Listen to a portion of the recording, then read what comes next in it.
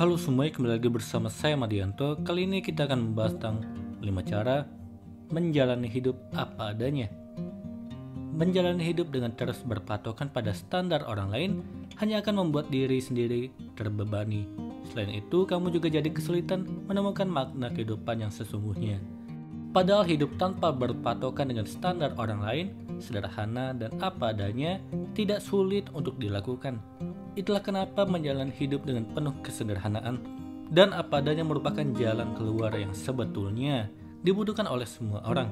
Dengan demikian, kamu tak perlu lagi menuruti gengsi dan bisa leluasa menjadi diri sendiri. Berikut ada beberapa cara untuk mewujudkan kehidupan yang sederhana dan apa adanya. Yang pertama, menerima keadaan diri sendiri seutuhnya. Wajar kalau kamu masih sering menambahkan sesuatu hal yang belum pernah kamu miliki. Tapi jangan lupa untuk tetap bersyukur atas kenikmatan yang telah kamu peroleh hingga sekarang. Perlu kamu ketahui, kebahagiaan yang sejati bukan berasal dari pemenuhan keinginan, melainkan dari menikmati dan mensyukuri segala yang ada di hadapanmu saat ini. Jadi supaya bisa hidup apa adanya, kamu harus menerima kondisi diri seutuhnya. Kedua, menyesuaikan gaya hidup dengan kemampuan. Hidup yang sederhana dan apa adanya akan semakin mudah diraih kalau kamu telah berhasil menghilangkan gengsi. Oleh karenanya, kamu harus memastikan bahwa gaya hidup yang kamu jalani sudah selaras dengan kemampuanmu. Jangan mencampur adukan keinginan dengan kebutuhan. Kamu harus mampu memprioritaskan hal-hal yang memang benar-benar kamu butuhkan dan belajar menahan diri agar tidak mudah terpancing oleh keinginan yang tidak ada habisnya. Ketiga, menetapkan standar keberhasilan bagi diri sendiri. Berhasil tidaknya kamu, yang bisa menentukan hanyalah dirimu sendiri, bukan orang lain. Sebab memang sudah seharusnya kamu memiliki patokan sukses versimu sendiri, bukan malah menyontek standar yang ada di masyarakat. Dengan menetapkan sendiri standar kesuksesan yang mesti kamu raih, kamu akan lebih bersemangat menjalani proses, sehingga hasil akhir yang diinginkan pun lebih besar kemungkinannya untuk terwujud. Keempat, melakukan sesuatu atas dasar kemauan sendiri. Hidup apa adanya juga berarti menjalani hidup berdasarkan keyakinan dan keputusan sendiri. Maka dari itu, sebelum mengambil keputusan besar dalam hidup, ada baiknya kamu mempertanyakan kembali niatanmu.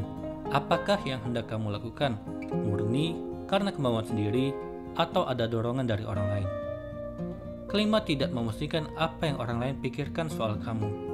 Cara menjalani hidup sederhana dan apa adanya erat kaitannya dengan selalu bersyukur dan berusaha untuk menjadi diri sendiri apapun yang terjadi.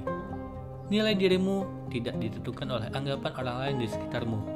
Yang tahu betul tentang seberapa pantas dan berharganya kamu cuma dirimu. Jangan biarkan orang lain mempengaruhi cara pandangmu terhadap diri sendiri. Sosok yang paling mengenal dirimu sendiri adalah kamu.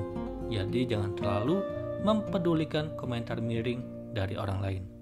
Itulah tadi cara menjalani hidup sederhana dan apa adanya.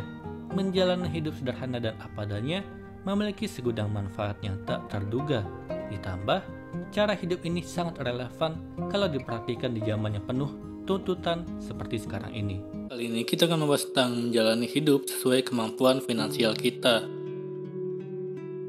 Untuk menjalani hidup sesuai dengan kemampuan kita, kadangkala kita harus menghemat pengeluaran atau minimal menyamakan antara pengeluaran dan penghasilan yang kita peroleh tiap bulannya.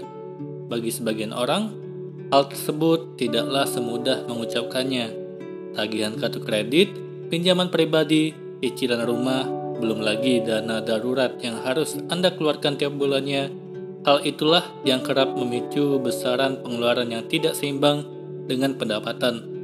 Lambat laun, jika permasalahan tersebut tidak teratasi, maka tabungan dan akses kredit yang Anda miliki akan lenyap.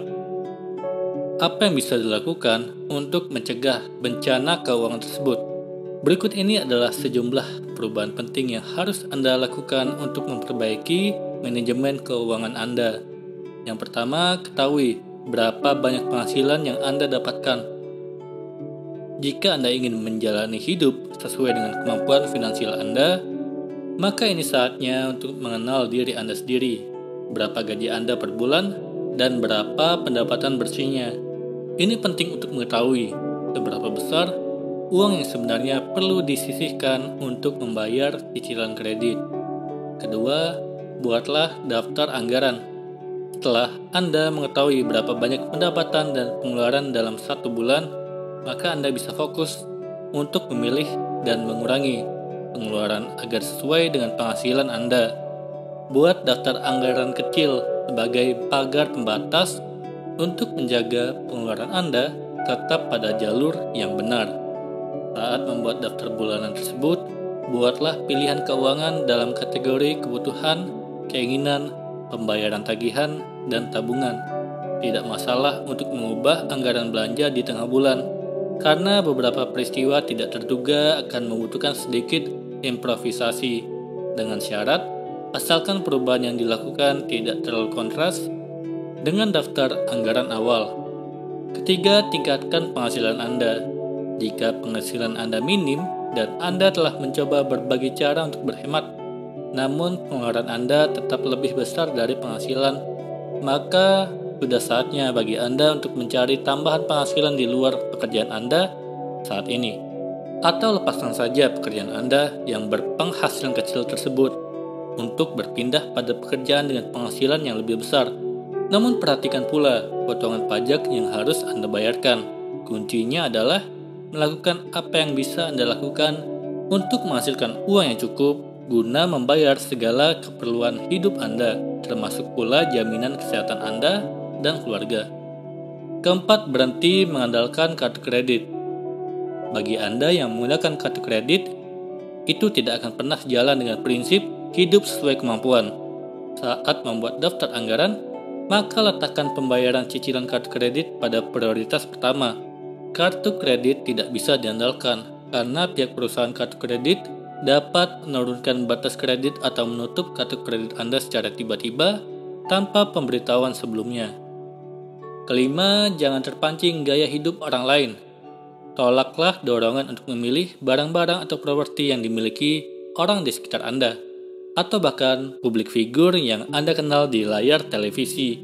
Anda mungkin dapat mengajukan pinjaman untuk memiliki kekayaan palsu tersebut, namun hal itu tidak akan bertahan lama karena Anda tetap harus membayar tagihan yang semakin membengkak. Keenam, menyisihkan penghasilan alih-alih mengambil kredit baru.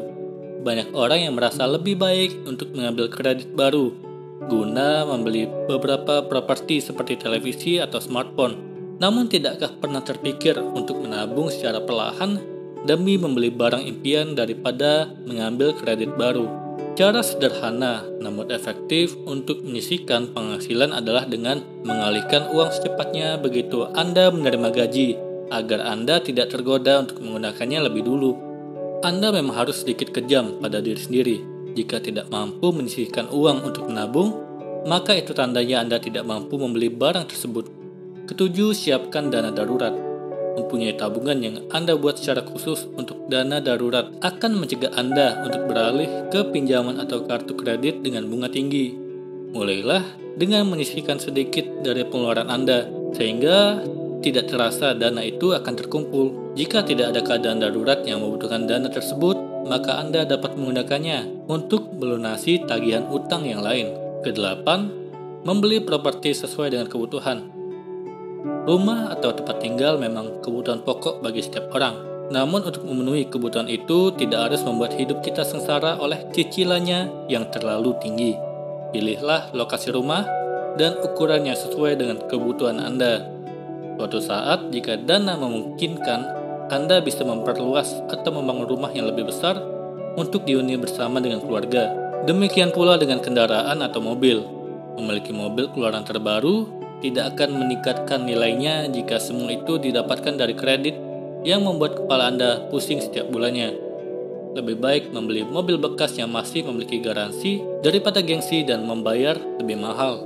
Bukankah yang terpenting adalah fungsinya yang tetap bagus sebagai alat transportasi? Untuk menjalani hidup sesuai kemampuan finansial kita memang diperlukan fokus dan kerja keras dalam mengelola keuangan.